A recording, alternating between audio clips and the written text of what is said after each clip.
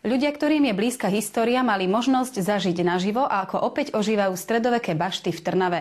Išlo o novinku tohtoročného kultúrneho leta v meste. Formou inscenovanej prehliadky sa návštevníci hradieb dostali obrazne do obdobia stredoveku.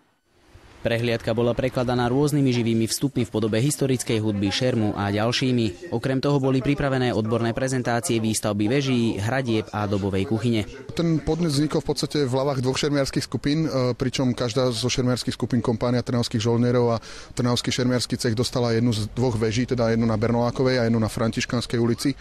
No a ten zámer je hlavne oživiť nejaký kultúrny život v Trnave, trošku ho nasmerovať aj smerom k tej histórii, ktorá je teda pre Trnavu mimoriadne zaujímavá a živá a chceme tak trošku kultúrne povzniesť aj tie akcie v lete.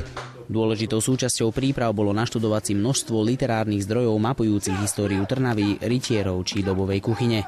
Preto organizátori získavali informácie nielen od historikov či archívov zo Slovenska, Paríža alebo Spojených štátov amerických, ale mnohé poznatky získali vlastným skúmaním a bádaním.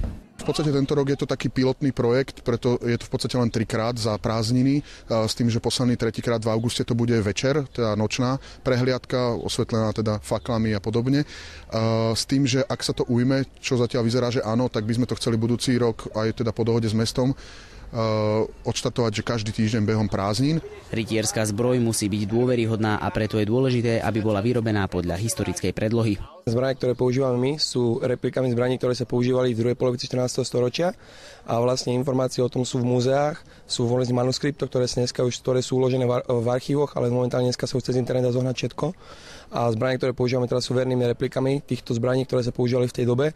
Akorát sú trošička ťažšie, pretože ich nemáme na brúse, nemáme ich ostré. A tým pádom zostáva viacej materiálu a sú troška ťažšie. V rámci šermu existujú dva štýly. Jeden je šerm scénický, to bol ten, ktorý sme tu pred chvíľkou predvádzali, ktorý vlastne sa riadi tomu, aby to bolo efektívne pre diváka, efektné na oko. A to si vlastne robíme sami choreografie, sami si robíme aj scénar k tomu.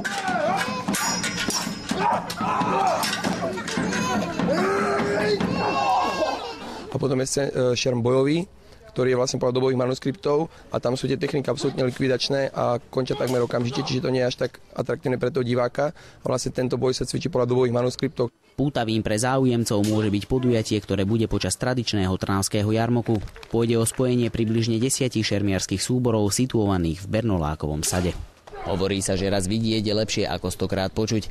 Návštevníci prehliadky starobilých hradbových veží si mohli nielen vypočuť historický výklad, ale tiež pozrieť ukážky rytierských súbojov či dobovej kuchyne. Ján Babčan, Mestská televízia Trnava.